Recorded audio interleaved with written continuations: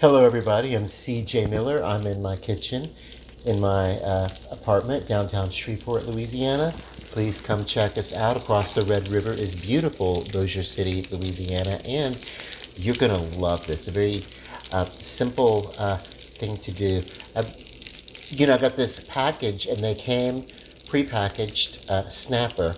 And so I just took them right from the freezer into the pan with it's a non-stick pan, but I did put just a touch of oil in the bottom, and basically because I want that sizzle, I want a little bit of that crust in the bottom of the fish on either side, and you know, uh, you could margarine will work well for something like this. Butter, as it is, would get too brown. So now what I'm going to do is I'm going to look into the fridge. I know that I've got some blue cheese. I'm going to crumble some blue cheese on top of this, and a little bit of that bacon mixture left over. But I'm going to do something else. I've got some tarragon. What I've got sprinkled on here so far, basically, what I've sprinkled down is just like an Italian seasoning within a grinder that I picked up.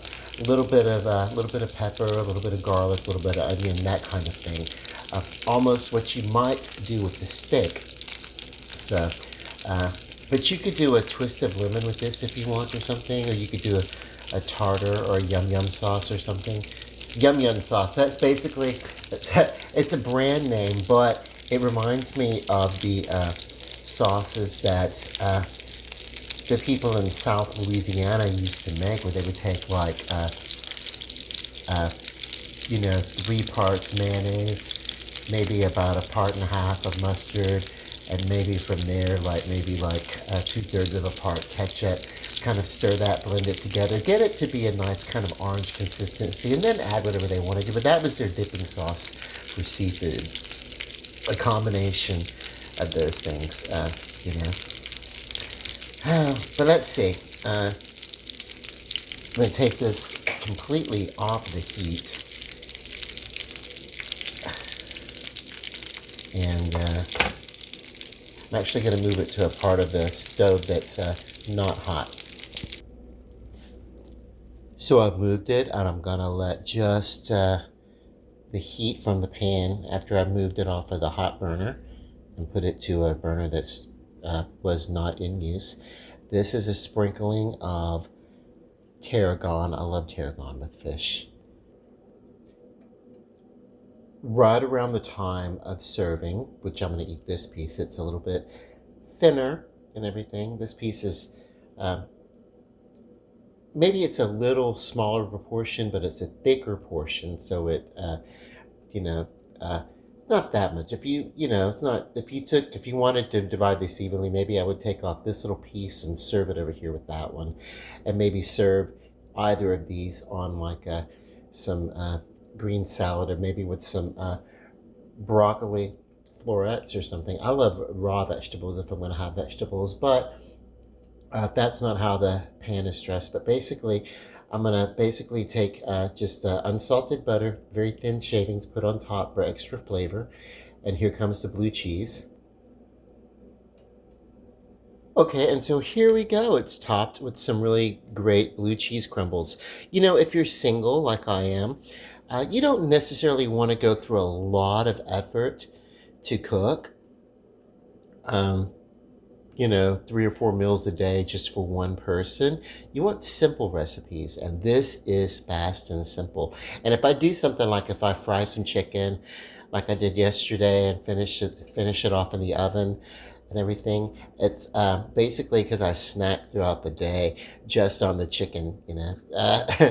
I'm full blown into my keto right now, and I love it. And this is what happens once I've stepped into it. Then it's like, okay, now I'm down to fish, and which is good with you know the good kind of fat. This is the kind of fat that does your body good, versus, well, possibly not what's in the bottom of the oil. And I could have done without the butter, but there's not enough of that here that's really going to bother what's going on. Um, but you can work on reducing those things if you want to go a little bit more cardiac healthy for your cardiac situation, you just maybe poach this in water, or something like that, But especially in a nonstick skillet. Um, but I'm gonna take this, I'm gonna plate it up, and then I'm gonna go taste it. And yeah, for the next few days, probably until Saturday. I think Saturday I have um, a a breakfast or a brunch thing that I'm gonna get together, and I'll have carbs then. So and I'll be ready for a break by then too. But hang on. Wonderful. And here I am, and I've got this on one of these uh, aluminum plates. I love the very rustic, um, you know, uh, old country uh, feel of this aluminum, which happened in World War One. They started using these aluminum and tin plates in lieu of silver, because silver was hard to come by. Now, so on the bottom of this, you got like a nice crust, uh, and then, of course, I dashed some of the, it's a spicy mayonnaise. It's basically a horseradish uh, on here. So it's very similar to a remoulade sauce, which, maybe the remoulade would have like a twist more of I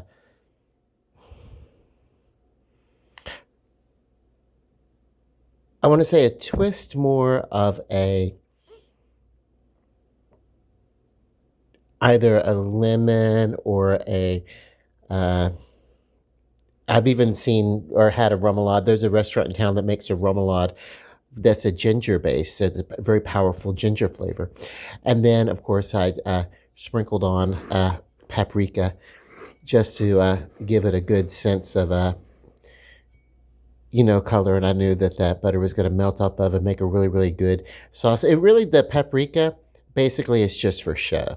But anyway, this is good. You come here, take the fish. And this was from frozen. So, an easy 7-minute meal.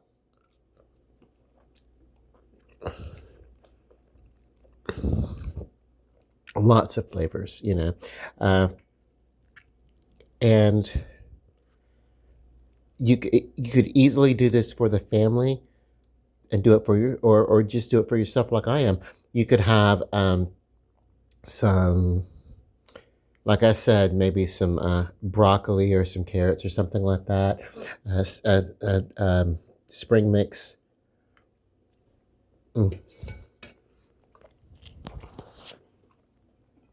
That's very delicious. And of course, the soda around here is Coke Zero. That's my drink of choice.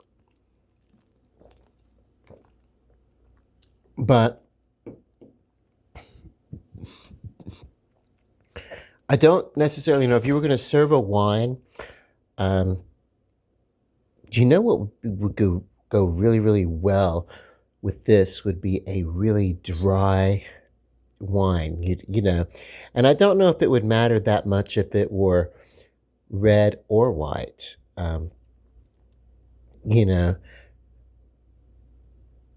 Some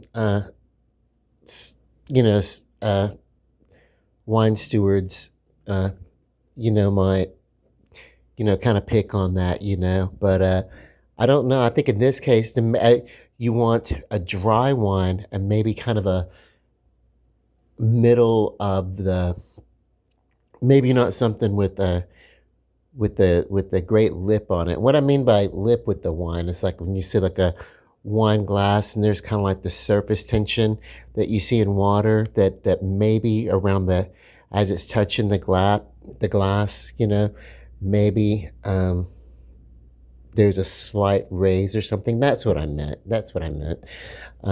So I don't know. I'm not really a wine expert. I've worked in a lot of restaurants where we've done wine pairing, and I've picked up some information about what I think works great. I love the idea of a red wine paired with the fish, as long as it's not too powerhouse. But this is a powerhouse flavor. All these things that are on something like this, especially the blue cheese. And since it is a stronger flavored fish, mostly because of everything else that's on it, it could take and hold its own against a red wine versus a very mellow blush or white wine or something. But yeah, if you just go kind of something, think about it, kind of a middle of the road and nothing too in your face powerhouse about a wine. Um, and since I don't drink, I don't have any like recommendations, you know. Um, but I would. This is not something that I would have a sweet wine with. Sweet wine, I do. I would have maybe with breakfast. Mm.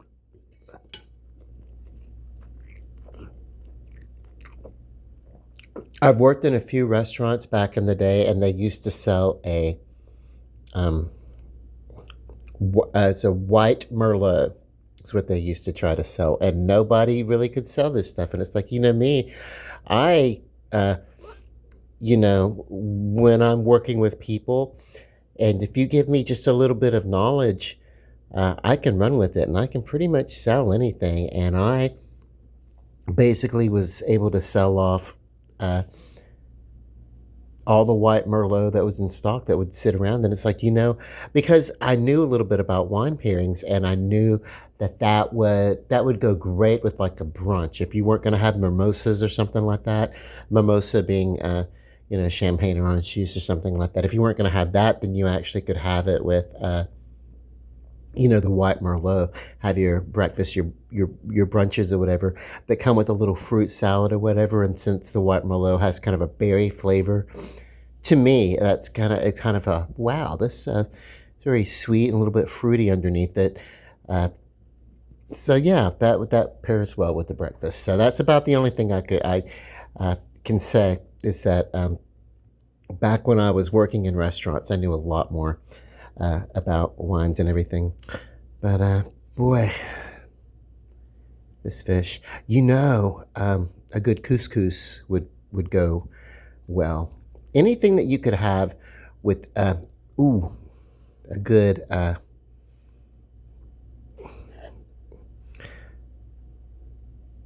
anything you would have with like a really really good Maine lobster would work well with the fish like this. It's hearty, but it's a very clean white fish with a lot of powerhouse flavor. Okay.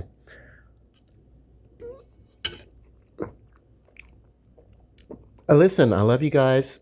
Love and light. Bon appetit. And, good night.